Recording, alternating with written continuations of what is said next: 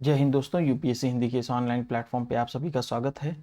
तो धीरे धीरे हम लोग लगभग 14-15 पेजेस कवर करते हुए ज्योग्राफी में हम लोग महासागरीय जलधाराओं तक पहुंच गए हैं हम लोग। ठीक, आप लोग पीछे भी रिवीजन कर रहे हैं कि नहीं कर रहे हैं? कर रहे हैं ना? नहीं तो एग्ज़ाम में क्वेश्चंस गलत हो जाएंगे। ठीक ना? आप लोग जो है पीछे के रिवीजन करते रहिए, उसको छोड़िए नहीं। नहीं तो एग्ज़ाम में अगर आप वो क्वेश्चन नहीं कर पाए तो फिर पढ़ने का फ़ायदा क्या वो चैप्टर, राइट? फिर पढ़ने का कोई मतलब नहीं रह जाएगा, है ना? कोई मतलब नहीं रह जाएगा।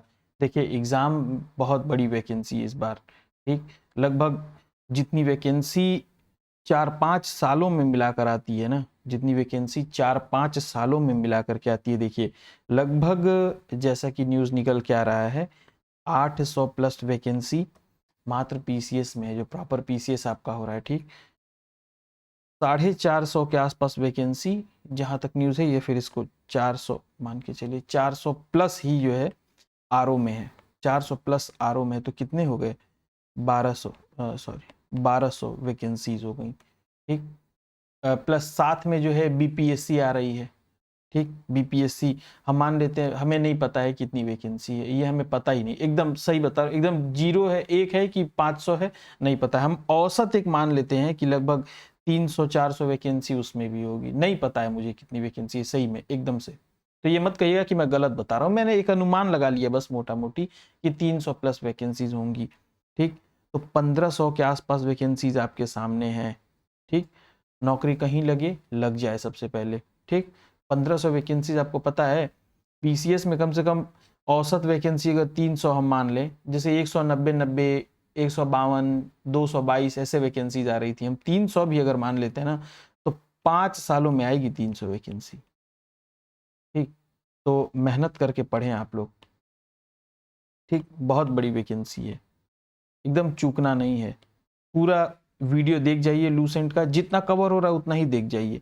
जितना मैं आपको दावे के साथ बोल रहा हूँ, आप पूरा पीवाईक्यू कवर कर जाइए, पूरा पीवाईक्यू कवर कर जाइए। और लूसेंट की जितनी हिस्ट्री, ज्योग्राफी, पॉलिटी, तो मैं प्रयास, हिस्ट्री ज्योग्राफी तो कंप्लीट हो रही है, पॉलिटी भी कंप्लीट हो जाएगी। साइंस के जैसा मैंने आपसे वादा किया था कि सारे चैप्टर्स नहीं पढ़ाऊंगा, 2-4 जो जहाँ से नए प्रश्न बनते हैं उन चैप्टर्स को, जैसे लाइट हो गया, फिजिक्स में लाइट चैप्टर, ये वाला चैप्टर बहुत इंपॉर्टेंट है। ठीक, तो ऐसे ही कुछ 4-6 चैप्टर चुन करके मैं पढ़ा दूंगा आपको। ठीक, तो जितने के लिए वादा किया है उतना मैं कंप्लीट कर दूँ, इतना भी कर लीजिए ना, आपका पीटी ठीक ठाक मार्जिन से निकल जाएगा। सही बता रहा हूँ, थोड़ा सा भरोसा रखिए, बहुत ज़्यादा करने का प्रयास मत कीजिए आप लोग। ठीक, आइए, जितना इंसान का दिमाग है ना, इंसान का दिमाग है ना, भगवान नहीं है आपकी आप सब कुछ याद कर लेंगे। ठीक, आप जो है भगवान नहीं है कि सब कुछ आप याद कर लेंगे। ठीक, आइए स्टार्ट करें हम लोग। महासागरीय जलधाराएं क्या कह रहा है, देखिए यहाँ से प्रश्न तो नहीं आता लेकिन इसको आप लोग समझ लीजिए। एक निश्चित दिशा में, एक निश्चित दिशा में बहुत अधिक दूरी तक महासागरीय जल की एक विशाल जलराशि चलती है, वही क्या कहलाती है? महासागरीय जलधारा कहलाती है। महासागरीय जलधारा कहलाती है। यह 2 प्रकार की होती है, गर्म और ठंडी। गर्म और ठंडी, तो आप लोग गर्मजोशी से एकदम से पढ़िए। ठीक है, बहुत ज़्यादा दिन रह नहीं गया है। ठीक, कितना दिन रह गया है? लगभग गिना चुना 90 दिन रह गया है, जिसमें से आपको 20 दिन तो सिर्फ चाहिए रिवीजन और करंट अफेयर, तो कुल मिला के 70 दिन रह गया। 70 दिन जाने में आपको पता नहीं चलेगा कब चला गया। ठीक, रोज एक एक दिन निकल जाएगा, आपको पता नहीं चलेगा कि कब निकल गया 70 दिन। ठीक, और एक बात और बता दूं, अगर तैयारी आपकी अच्छी नहीं रहेगी ना, इधर 60-70 दिन में आप अच्छी तैयारी, तो उधर 20 दिन में इतना ज्यादा दबाव महसूस होता है ना कि आप वैसे ही दबाव में बिखर जाएंगे, आप निर्णय ले लेंगे कि अब अगली बार देंगे। तो इसलिए अभी से मेहनत कीजिए। ठीक ना? तो गर्म जलधारा, ठंडी जलधारा। ठीक, गर्म जलधारा, ठीक ना, यह कहाँ से चलती है? निम्न अक्षांशों में चलती है। ये निम्न अक्षांशों से, उष्ण कटिबंधीय क्षेत्रों से चलती है। ये बस इतना समझे, उष्ण से चलती है और उपोष्ण की तरफ बहती है, या फिर ऊपर की तरफ निकल जाती है। ठीक ना? प्रायः भूमध्य रेखा से ध्रुवों की ओर चलती है। प्रायः भूमध्य रेखा से ध्रुवों की ओर चलती है। और ठंडी जलधारा ठीक उल्टा। ठीक ना, उच्च अक्षांशों से चलती है ये। ठीक, यानी जो ठंडी जगह से चलेगी ठंडी जलधारा, जो गर्म जगह से चलेगी वो गर्म जलधारा, अमूमन ऐसा होता है, ठीक ना। अमूमन आप बस इतना समझें, यहाँ से प्रश्न नहीं आता है कि कौन सी ठंडी है कौन सी, इतना बेसिक से क्वेश्चन पूछता नहीं है, ठीक ना। और ये क्या करती हैं, ये क्या करती हैं कि अपने आसपास का क्षेत्र, जो गर्म जलधारा होती है अपने आसपास के क्षेत्र को भी गर्म कर देती है, और जो ठंडी जलधारा होती है वो अपने आसपास के क्षेत्र को क्या करती है, ठंडी कर देती है। अब रही दाएं बाएं मुड़ती है, ठीक, तो बस आप इतना ध्यान रखें कि उत्तरी गोलार्ध की जो जलधारा है वो दाईं ओर मुड़ती है, दाईं ओर मुड़ती है, सिर्फ इतना ध्यान रखें। दाएं बाएं दोनों याद कर लेंगे तो कंफ्यूज, उत्तर दाएं, ठीक ना, उत्तर वाली दाएं मुड़ती है, बस इतना ध्यान रखें। तो जब दक्षिण वाली आएगी तो अपने आप बाएं कर लेंगे, ठीक। महासागरीय जलधाराओं का संचरण सामान्य व्यवस्था का एकमात्र प्रसिद्ध अपवाद हिंद महासागर के उत्तरी भाग में पाया जाता है, ठीक। इन भाग में धाराओं की प्रवाह मानसूनी पवन की दिशा के साथ उनके प्रभाव में आकर के वो क्या करती हैं, अपने रास्ते बदल लेती हैं, ठीक, अपने रास्ते बदल लेती हैं। गर्म जलधाराएं ठंडे सागरों की और ठंडी जलधाराएं गर्म सागरों की ओर बहने लगती हैं, ऐसा होता है, ठीक। यहां से भी प्रश्न नहीं आता है, ज्यादातर प्रश्न यहां से आता है। ये देखिए, अब देखिए आप इसको याद कैसे रखेंगे। एक तो इसमें दो चीज याद रखेंगे, कौन सी ठंडी है कौन सी गर्म है, कौन सी ठंडी है कौन सी गर्म है, पहली चीज तो ये ध्यान रखनी है। दूसरा ये ध्यान रखना है आपको कि कौन किस महासागर की जलधारा है, कौन किस महासागर की जलधारा है। तो आपको क्या लगता है, इतना ये ठंडा है ये गर्म है सब याद कर लेंगे आप लोग, यहाँ पे ये सब याद कर लेंगे, तो इसको छोड़ दूं, सब याद कर लेंगे, ठीक है। जो लोग सब याद कर लेंगे वो लोग याद कर लें, कोई समस्या नहीं है। लेकिन जिन बच्चों को कठिनाई होती है, जिन बच्चों को कठिनाई होती है उनके लिए कुछ ट्रिक बता देता हूं, ताकि कुछ तो संभावना रहे, 50% संभावना रहे कि वो सही बैठ जाए। हो सकता है संभावना थोड़ी सी ज्यादा हो जाएगी सही होने की।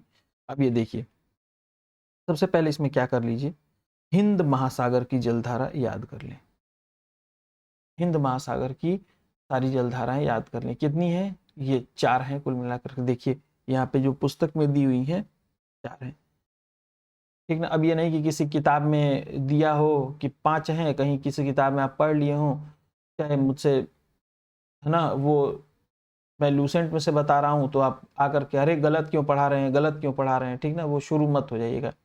आप लोग अपने सिलेक्शन पे फोकस कीजिए ना यार, मेरी जिंदगी बन बिगड़ गई, जो बनना बिगड़ना था बन गया, हम गलत सही पढ़ा रहे हैं, हम अपना देख लेंगे। आप लोग एक आध प्रश्न से नहीं गलत सही हो जाएगा आप लोग को ये बात नहीं समझ में आती कि अगर मैं एक आध कहीं फैक्ट मुझसे 10 क्लास में एक फैक्ट मुझसे गलत हो गया तो आपका उसी में से पूछ ले वही आपका गलत हो जाएगा। गलत होने की संभावना ना के बराबर है, पहली बात तो जान जाइए, ठीक है। मैं इंसान हूं, मुझसे हो सकता है कि गलती हो जाए, मुझसे हो सकता है कि गलती हो जाए, मैं बिल्कुल मान रहा हूं, भगवान नहीं हूं मैं, ठीक। हो सकता है यहाँ पे 3 दिया है, हम जल्दबाजी में यही 2 देख लें, नहीं देख पाए, हो सकता है, मैं बिल्कुल मान रहा हूँ कि मुझसे गलती हो जाएगी। लेकिन बहुत सारे, कम से कम जो 500-700 बच्चे देखते हैं, 1000 से ऊपर, अभी जब एग्जाम तक लगभग 2-2,500-4,000 व्यूज चले जाएंगे हर वीडियो पे, तो कोई ना कोई कमेंट सेक्शन में, और कोई ना कोई छोड़िए, आपके वीडियो देखने तक ना कोई कमेंट सेक्शन में जरूर बता देगा कि सर 2 नहीं 3 है, ठीक ना। तो आपको पता चल जाएगा, ये बात आप निश्चित मान के रखिए कि आपके निगाह से वो हटेगा नहीं वो, ठीक ना। और या फिर मुझे पता चल जाएगा तो मैं अगले वीडियो में कवर कर दूंगा, ठीक। तो आप निश्चिंत रहिए, मेरी वजह से आपका गलत नहीं होगा, ठीक ना। और अगर कहीं गलती होती भी तो आप उसको सही बता लें, लेकिन बशर्ते जो भाषा है वो थोड़ी सी भाषा शैली आपकी सही होनी चाहिए। हम लोग भी स्टूडेंट रहे हैं, ठीक ना, हम लोग की भी टीचर्स से गलतियां होती थी, तो हम लोग बिल्कुल क्लास में कुछ नहीं बोलते थे, बाहर जाते थे, वहाँ पे जाकर के सर एक बार ये जरा सा चेक कर लीजिएगा इसको, ये भी नहीं बोलते थे कि सर ये गलत पढ़ा दिए हैं आप, ऐसे नहीं बोलते थे, इसको सर एक बार, हमको पता रहता था कि गलत है, लेकिन गुरु शिष्य की भावना थी, नहीं, हमको क्लास में उठा के सर एक बात बोलना है, क्यों गलत पढ़ा रहे हैं पहले आप ये बताइए, नहीं कैसे गलत पढ़ा दिए, मेरे एग्जाम में गलत हो जाए तो क्यों गलत पढ़ाए हैं, इसका उत्तर ये नहीं ये होगा, ये भी एक भाषा शैली हो सकती थी, ठीक। तो थोड़ा सा जो है, आइए चलिए, सबसे पहले ये याद कर लीजिए। क्यों ये याद कर लिए? हिंद महासागर की गर्म जलधाराएं और ठंडी जलधारा, क्योंकि ये सबसे कम है। देखिए, पश्चिमी ऑस्ट्रेलिया, दक्षिण विषुवत रेखीय जलधारा, मोजाम्बिक और आगुल्हास। पश्चिमी ऑस्ट्रेलिया, मोजाम्बिक, आगुल्हास और दक्षिण विषुवत रेखीय जल, ये 4 हैं, ये याद कर लीजिए ताकि आप बाकी को एलिमिनेट कर पाए। अगर पूछे कि इनमें से कौन सी हिंद महासागर की जलधारा नहीं है या फिर इनमें से कौन सी हिंद महासागर की जलधारा, यहां से प्रश्न है तो आप एलिमिनेट कर ले जाए। ठीक, सबसे पहली चीज आप ये याद कर लें। और इसमें एक ही ठंडी जलधारा है, पश्चिमी ऑस्ट्रेलिया, ये ध्यान रखें, इसमें एक ही ठंडी जलधारा है, पश्चिमी ऑस्ट्रेलिया। ठीक, तो ये हो गया, ये 4 आपने जलधारा याद कर ली अगर, तो मोस्ट प्रोबेबली आपका जलधारा वाला प्रश्न सही हो जाएगा। तो कहिए सर फिर ऊपर वाला बच्चे क्यों रटते हैं? जो रटते हैं वो रटने दीजिए। मैं आपको थोड़ा सा और, आप इसके साथ एक चीज और देख लीजिए कि प्रशांत महासागर की कुछ जलधाराएं याद कर लीजिए।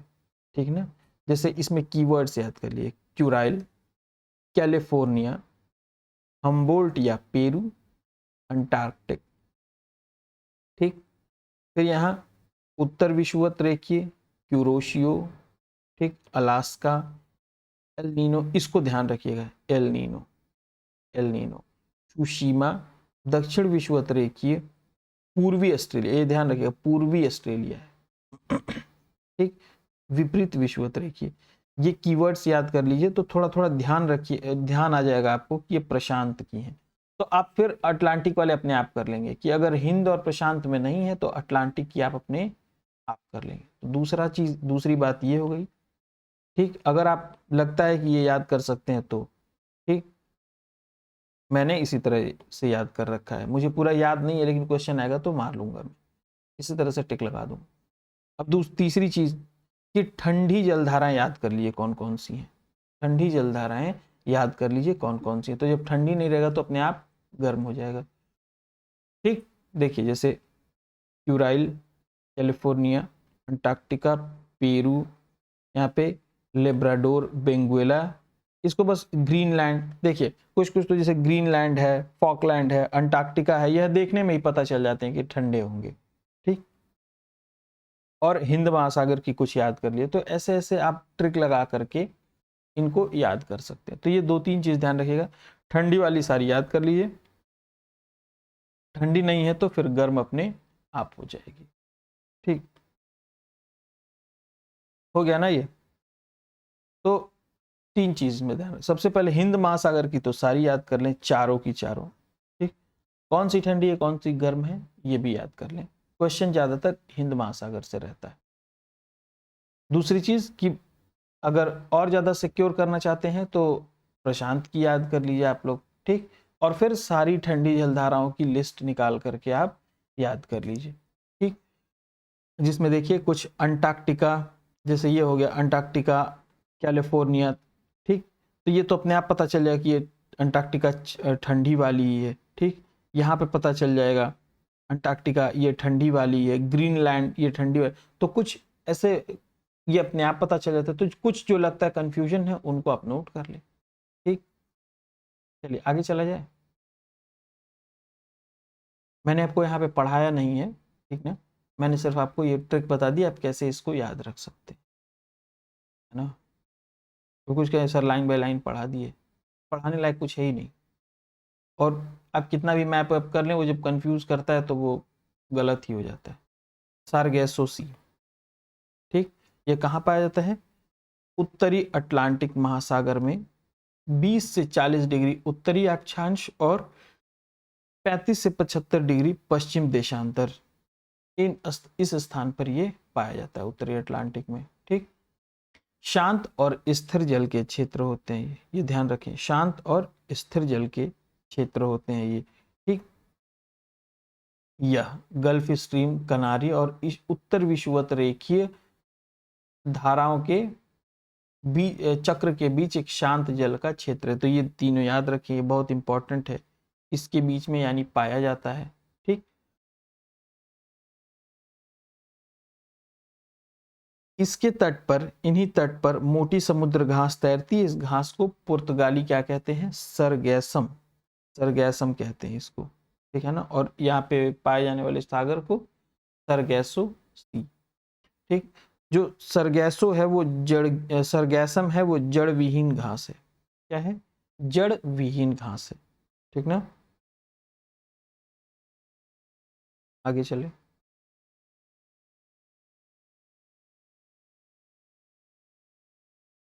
यहाँ अटलांटिक की सर्वाधिक लवणता 37% व औसत औसत वार्षिक तापमान 26 डिग्री सेल्सियस रहती है। ठीक ना। सरगैसो सागर को सर्वप्रथम स्पेन के नाविकों ने देखा था। किसने देखा था? स्पेन के नाविकों ने। ठीक। न्यू फाउंडलैंड के समीप ही गल्फ स्ट्रीम एवं लेब्राडोर जलधारा मिलती है। तो प्रश्न आपसे पूछेगा, हो सकता है गलत करा दे कि गल्फ स्ट्रीम और लेब्राडोर जलधारा वो कोई और दे दे, न्यू फॉकलैंड दे दे, हो सकता है इसकी जगह। ठीक ना। तो ये ध्यान रखिएगा, न्यू फाउंडलैंड के समीप। कहाँ पाई जाती है? न्यू फाउंडलैंड के समीप। और न्यू फाउंडलैंड पर ही समुद्री मछली पकड़ने के लिए प्रसिद्ध ग्रैंड बैंक पाई जाती है। कहाँ पर? उत्तरी अटलांटिक महासागर में। ग्रैंड बैंक कहाँ पर है? उत्तरी अटलांटिक महासागर में। जहां गर्म और ठंडी जलधारा मिलती है वहां पर प्लैंकटन नामक घास मिलती है, जो मछलियों का मुख्य आहार होता है। कहां पर प्लैंकटन नामक घास मिलती है? जहां ठंडी और गर्म जलधाराएं मिलती हैं। ठीक। Dogger Bank, Grand Bank, George Bank आदि मत्स्य क्षेत्रों की उपस्थिति ऐसे क्षेत्रों में ही विद्यमान है। कहां पर? कहां पर? ग्रैंड बैंक के पास ही। डॉगर बैंक कहाँ है? उत्तरी सागर, यूरोप में। ठीक ना।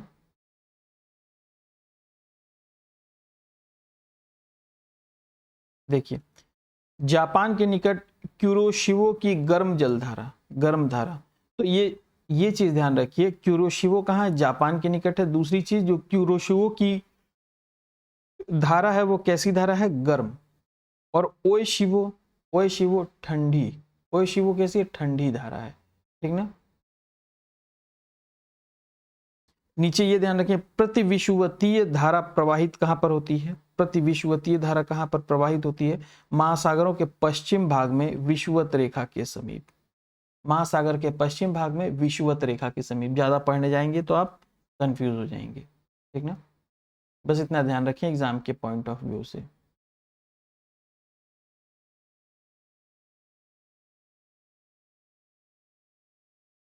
लानीना। लानीना क्या है? शीतल जलधारा है। शीतल जलधारा है जिसकी उत्पत्ति पेरू के तटवर्ती क्षेत्रों में होती है। ठीक है ना। पेरू के तटवर्ती क्षेत्रों में होती है। और अल नीना क्या है? अल नीनो गर्म जलधारा है। ठीक ना। गर्म जलधारा है। क्या है? गर्म जलधारा है। ठीक।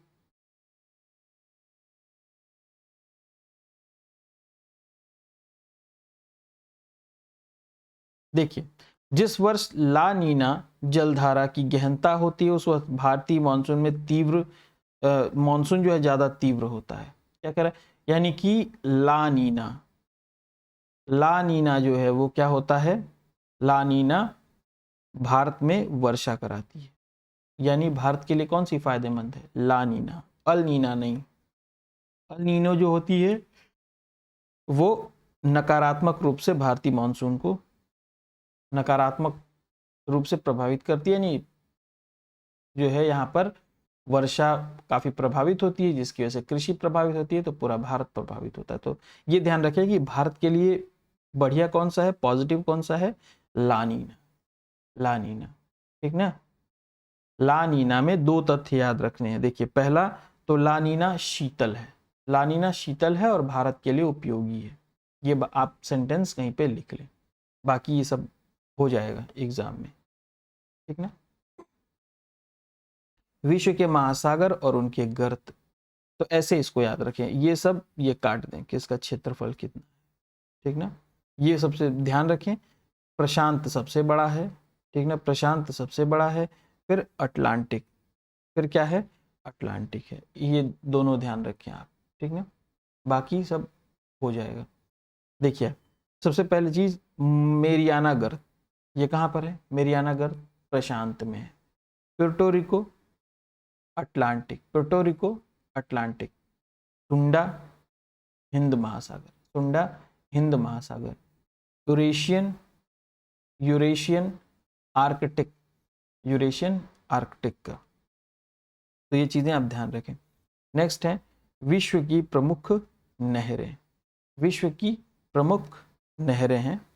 देखिए सू नहर किसको किसको जोड़ती है? सुपीरियर और ह्यूरन को।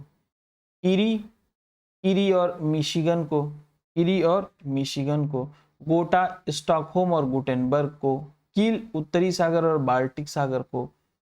उत्तरी सागर नहर जो है वो किसको किसको जोड़ती है? उत्तरी सागर और एम्स्टर्डम को। मैनचेस्टर नहर मैनचेस्टर और लिवरपूल को। न्यू वाटरवे उत्तरी सागर और रॉटरडम को। वोल्गा डॉन रोस्टोव और स्टालिनग्राड को। वेलैंड नहर ईरी और ओंटारियो को। केपी नहर आंध्र प्रदेश और तमिलनाडु, ठीक है ना, तमिलनाडु के बीच स्थित है। सुएज नहर लाल सागर और भूमध्य सागर के बीच स्थित है। ठीक, पनामा कैरिबियन सागर और प्रशांत महासागर के बीच। अल्बर्ट नहर एंटवर्प और वेनेलक्स के बीच में स्थित है। ठीक ना, तो आज के लिए इतना ही। देखते हैं बाकी हम लोग अपने नेक्स्ट क्लास में। ठीक, जय हिंद।